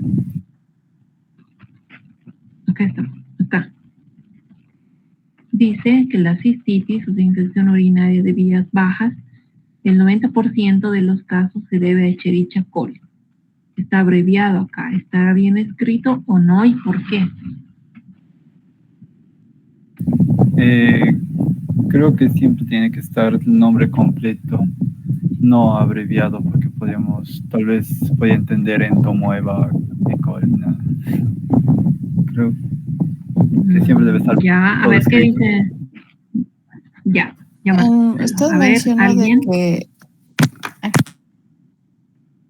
Mencionó de que estaba abreviado debido a que debe haber habido más de una repetición en ese texto. Y también se muestra que está en cursiva, así que estaría bien. Ya, ¿alguien más aparte de Midori? ¿Qué opina? Sí, doctora, está bien escrito porque está escrito en mayúscula el nombre y el género está en minúscula. Ya, muy bien. ¿Quién habló? ¿Quién habló? ¿Rocío? Karina Flores. Ya, muy bien, Karina. Excelente, Midori, Karina. Solamente que su compañero, ¿dónde está su compañero? Marcelo, atento, Marcelo. A ver, cuando el texto es corto y solamente van a nombrar una vez o dos a la bacteria, no es necesario abreviarla.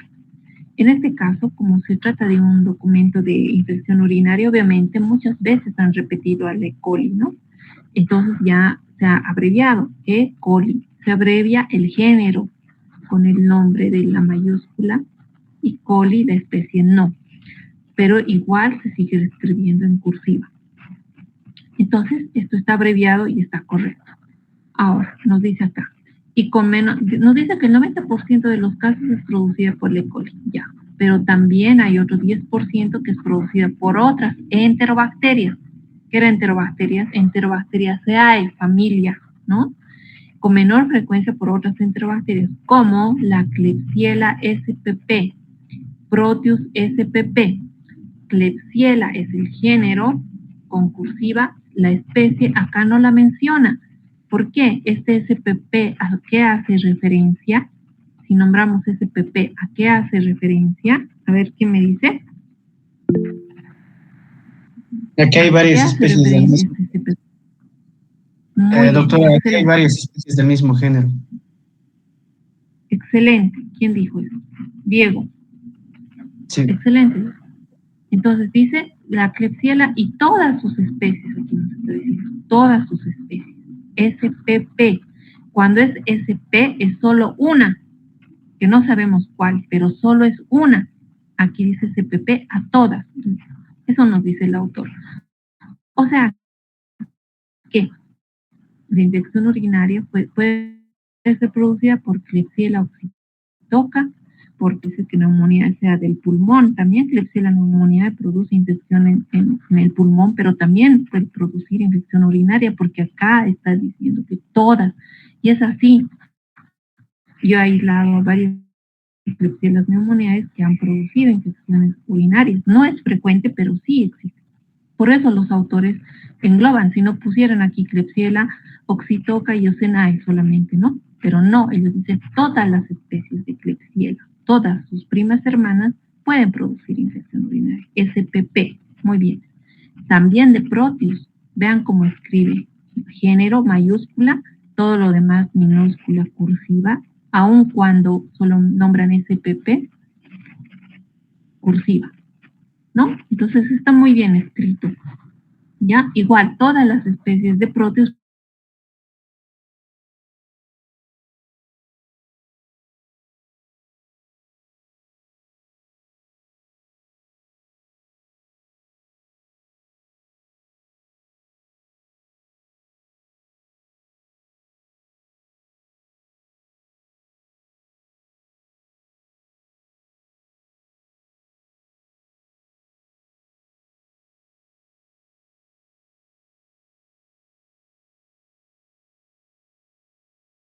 con infección urinaria complicada, o sea, que está con sonda urinaria y con tratamiento antibiótico anterior, dice, si bien E. coli, vean que está abreviada, E. coli, ¿no? La sigue nombrando. Entonces dice, entonces si bien E. coli sigue siendo el agente más común incidencia de infección por otras enterobacterias, como enterococo. Enterococo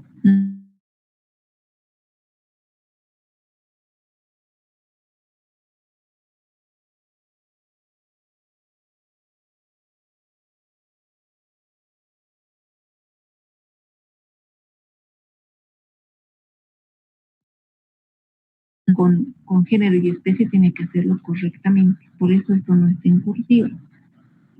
Está nombrando de manera general al enterococo. Dice, Pseudomonas aeruginosa,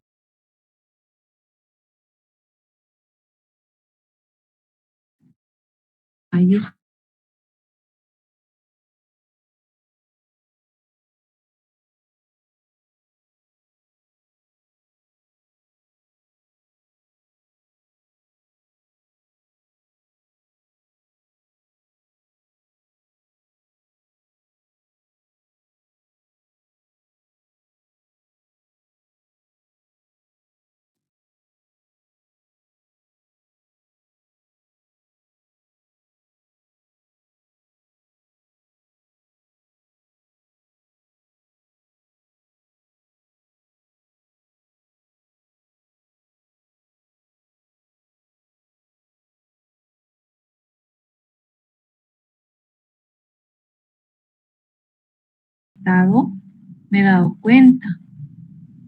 Bueno, espero que hayan comprendido. Ya, acá estamos. Vamos, ya vamos a concluir, ¿ya? Entonces, estábamos?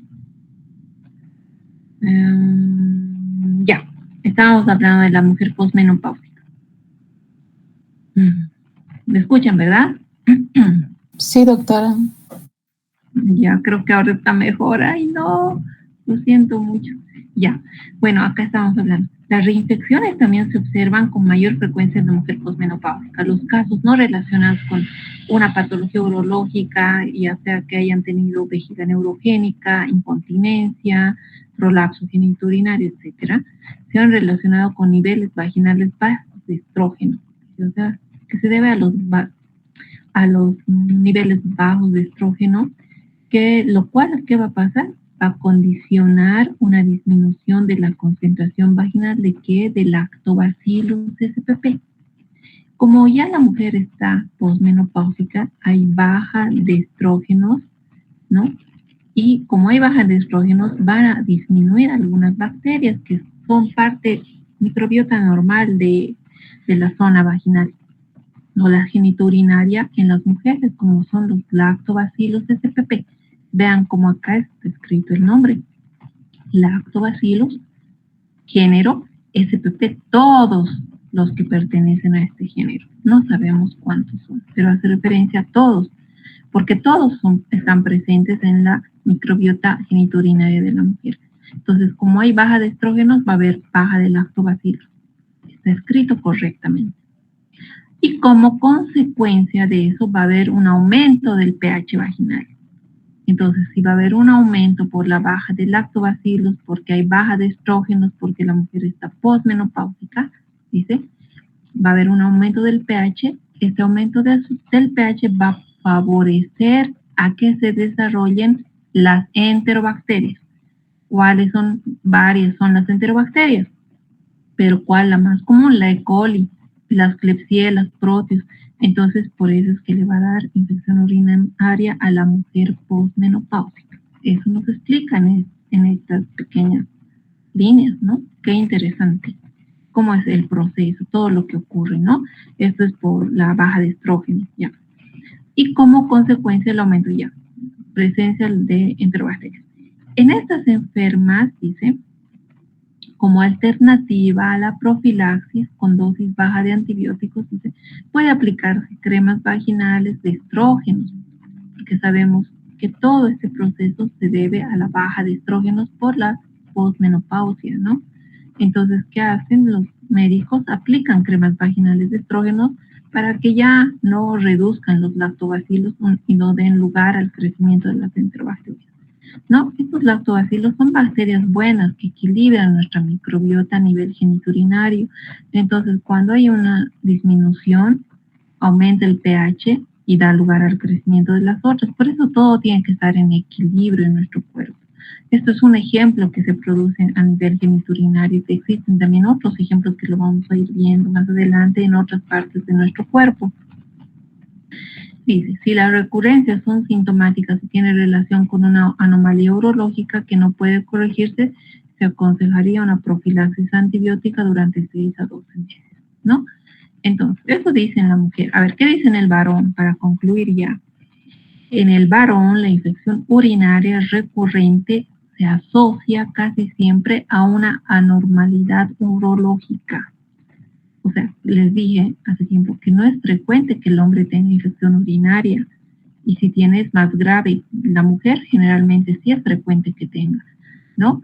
Pero el varón no, porque la distancia entre la uretra, el ano,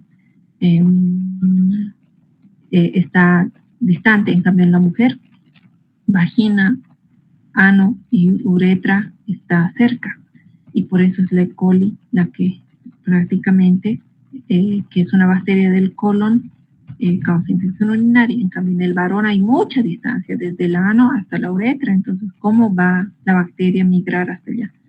Entonces, pero si el varón tiene infección urinaria es mucho más grave que la mujer. Acá nos habla del que tiene infección urinaria recurrente.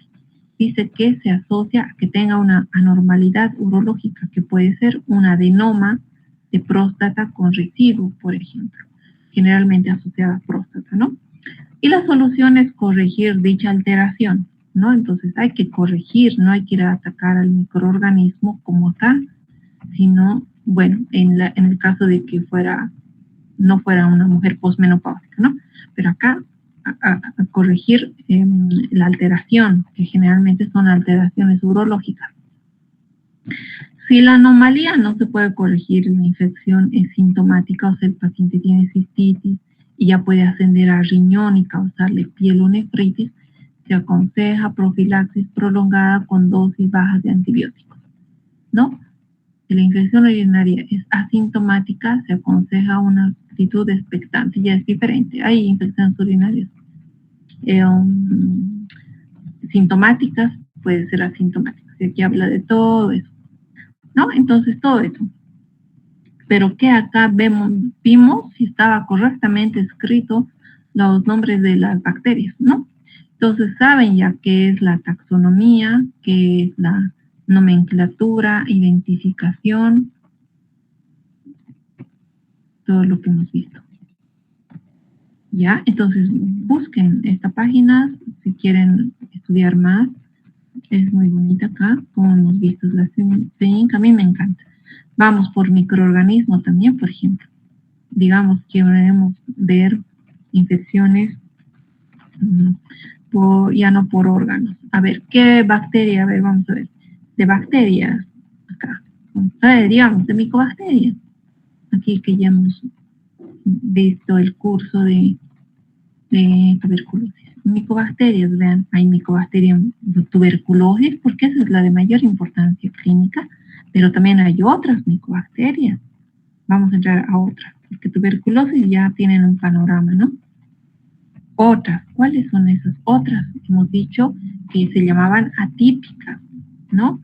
Y otras también, acá, vamos a ver, Mycobacterium esmesmatis, que está, por ejemplo, como microbiota normal de los genitales de los varones.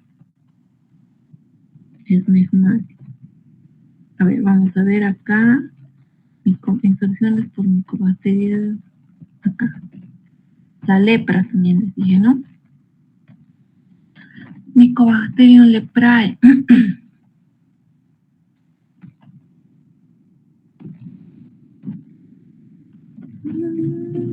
A ver acá, ¿no? Interesante. Esto vamos a ver en Mycobacterium esmesmatis.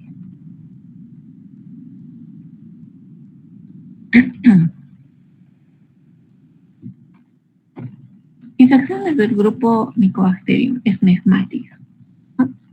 Dice, vamos a ver, la mejora de los métodos de aislamiento e identificación de micobacterias ha permitido constatar un constante incremento de las infecciones producidas por especies no tuberculosas, muchas de las cuales se consideran patógenos oportunistas con un grado variable de virulencia, particularmente los componentes del complejo Mycobacterium avium, miren cómo está escrito, género, especie, cursiva, Mycobacterium gordonae, género, especie, cursiva, Mycobacterium xenopi, Mycobacterium kansai, Mycobacterium fortuitum.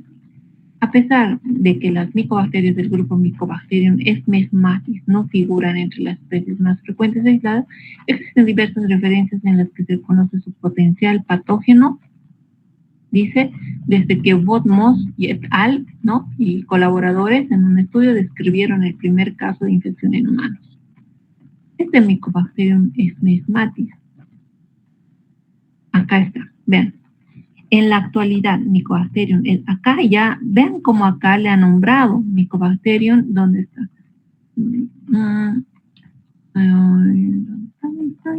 Mycobacterium esmesmatis, vean acá. Ahora ya lo abrevia. La abreviación hemos dicho que es el género, mayúscula, y la especie, ¿no? Ya está abreviado. Entonces, no es necesario volver a repetir todo. En la actualidad, Mycobacterium esmesmatis, ¿no? Que seguramente Lehmann y Neumann lo han descubierto, incluye un grupo de micobacterias de crecimiento rápido y ocasionalmente pigmentadas. Miren, hay una clasificación en el grupo 4 de Runyon, que seguramente ha clasificado a las micobacterias con pigmento y no pigmentadas, y grupo 5 de Casal, ¿no? Que son escotocromógenas. Estos se han clasificado según su pigmento, por eso las dicen de crecimiento rápido y ocasionalmente pigmentado. Fueron aisladas por primera vez en secreciones genitales de pacientes con chancro sifilítico, pacientes que tenían sífilis, ¿no? Sífilis, agente causal, treponema pálido, una espiroqueta. Sí, eso vamos a ver al final de la asignatura, casi al final. Siendo consideradas como flora comensal en dichas secreciones, o flora normal, ¿no? En dichas, o sea, en secreciones genitales de pacientes. Aunque las características bioquímicas y culturales son muy similares entre las cepas de este grupo, dice Wallace et al., o sea, este científico y colaboradores, en 1988 han caracterizado 22 aislados clínicos según la diferencia entre sensibilidad que presentaban a la tobramicina. Así han definido 3 grupos distintos: Mycobacterium smegmatis sensu stricto, el más numeroso, estaba formado por cepas sensibles a tobramicina con una concentración inhibitoria mínima de 1 microgramo ml. Otro, Mycobacterium godi, con sensibilidad intermedia de una CIM de 2 a 8, y Mycobacterium wolinski, que se correspondía con los aislados de la tobramicina con concentración inhibitoria mayor a 8. Posteriormente, esta heterogeneidad de cepas ha sido confirmada por la variabilidad de perfiles de restricción de los amplificados del gen HCP65 mediante PCR con restricción de fragmentos de la polimerasa con la composición de ácidos glicólicos y el punto isoeléctrico de las beta-lactamasas sintetizadas por las distintas cepas. Esta diversidad se corresponde con lo observado en los estudios filogenéticos en base al ribosoma 16S y de homología del DNA que muestra un limitado grado de relación entre los 3 grupos. Bueno, han hecho todo este estudio para prácticamente en su taxonomía nombrar a estos micobacterias. Vean cómo está escrito: género, especie, ¿no? Y este Mycobacterium smegmatis, que la verdad yo no sabía que habían llegado estos estudios para nombrarlos a estos 3 según un estudio de sensibilidad a la tobramicina con estos parámetros, me parece interesante. Este Mycobacterium smegmatis hasta hoy en día es microbiota normal de los genitales en los varones. Es una micobacteria y se encuentra como microbiota normal, ¿no? Entonces, ahí la tenemos. ¿Ya? Mycobacterium smegmatis. Correctamente escrito. Ahí vemos solo quería mostrarles la escritura, ¿no?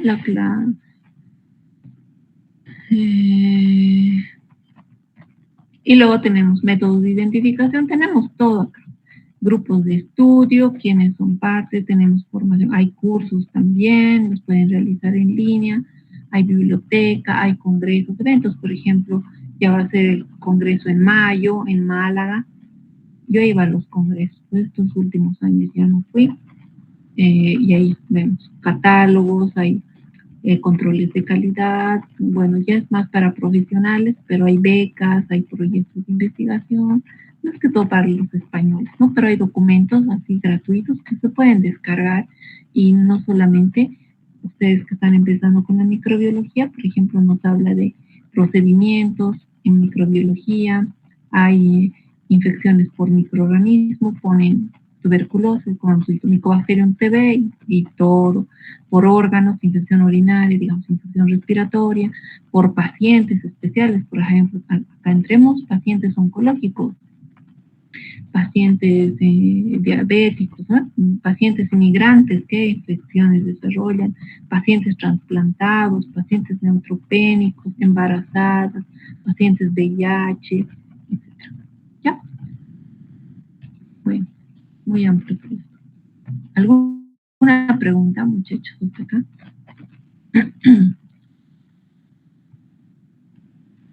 A ver, ¿dónde está mi Dori, Marcelo? ¿Qué piensan? Los demás, ¿dónde están? ¿No? No, doctora, por ahora está bien. Ya. ¿Dónde están los 35 restantes? A ver, ¿dónde están? ¿Dónde están que no entran a la clase? Puntos extra, Doc, a los que estamos aquí. Sí, puntos extra. A ver, Doctora, una consulta. sí. En el artículo que estaba leyendo hace rato, vi una abreviación que era UFC. ¿Qué significa? A unidades formadoras de colonia, no había visto. UFC son unidades formadoras de colonia. Seguramente, sí, es un término que vamos Está bien, a usar gracias. en el laboratorio. Y para ver UFC, bacteriología. ¿No? Cuando realizamos el conteo de colonias, por ejemplo, UFC son siglas de unidades formadoras de colonias. Esas son sus siglas, unidades formadoras de colonias. Un término que se utiliza en microbiología para medir la cantidad de microorganismos vivos en una muestra, ¿no? Se usa para estimar el número de células bacterianas o fúngicas, en este caso bacterias. Eso es. Lo van a usar mucho en práctica. Ya. Ya, muy bien, muchachos, muchachas.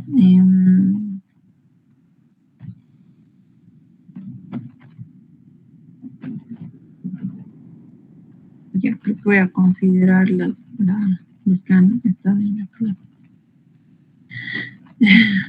De todas maneras, pensaba hoy avanzar un tema más, que ya he subido a la plataforma, que es patogenia, que es muy bonito. En eso se basa cómo ocurre la enfermedad en el ser humano. Ya, entonces vamos a avanzar a la siguiente clase. Hasta aquí hemos concluido. Igual voy a subir un libro de referencia para complementar taxonomía, nomenclatura, etcétera. Pues la siguiente clase vamos a enfocarnos en patogenia y vayan leyendo y estudiando y toda la literatura que les he dado, porque cuando llega el primer parcial, todo se acumula y en unos 2, 3 días no van a poder terminar y aprender y entender para el examen. Y entonces vayan leyendo de poco a poco. Estamos a principios de clase y no hay exámenes. Vayan repasando. Es muy bonito la microbiología. Y para el primer parcial, que simplemente les falte un repaso general y aprender algunos aspectos, sí, ¿no? Pero no se dejen para el último, ¿ya? Entonces, chicos, si no tienen alguna duda más, vamos a quedar acá. Ninguna, ¿no? Sí, doctora, hasta luego, buenas noches. Ya, buenas noches, muchachos. Que tengan un buen inicio de semana. Un abrazo a todos. Nos vemos la siguiente clase.